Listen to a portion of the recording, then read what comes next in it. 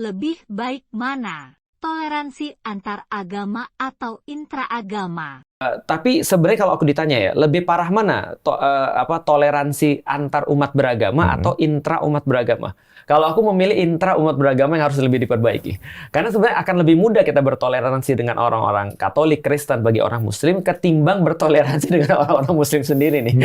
Nah, kenapa? Karena kalau kita balik lagi ya, ketika misalnya contoh ada orang punya pemahaman tentang sesuatu, maka dia cuma mengklaim itu pemahamannya, akhirnya dia ngerendahin orang lain.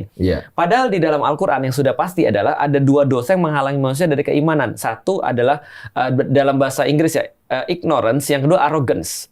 Kalau ignorance menghasilkan kerusakan bumi, kalau arrogance menghasilkan kerusakan pada manusia, pertumpahan darah.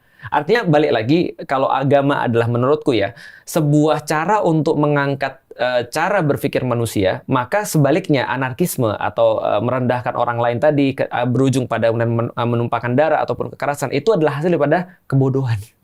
Jadi problematika kebodohan ini justru harusnya ditangani oleh agama. Problemnya sekarang justru agama dijadikan dalil oleh orang-orang bodoh untuk nyakitin orang. Kami udah pernah dengar seperti ini, Pendeta Marcel? Beberapa ya. Beberapa Makanya ya. saya sangat setuju tadi ya, apa yang Ustadz Felix bilang bahwa intoleran adalah salah satu buah dari, mohon maaf, kekurangannya ilmu. Karena orang yang berilmu pasti toleran. Orang yang berilmu pasti bisa menerima perbedaan. Kenapa? Karena perbedaan itu datangnya dari Tuhan. Iya, dan itu perbedaan pasti. Iya, benar. Dan memang perbedaan bukan untuk memisahkan, tetapi untuk supaya saling melengkapi satu sama lain. Harusnya. Yes. Untuk orang-orang yang beriman. Tapi dan memang sebenarnya sepanjang sejarah juga seperti itu sih. Artinya bukan pertama kali kan Islam harus berhadapan dengan orang-orang yang bukan Islam kan.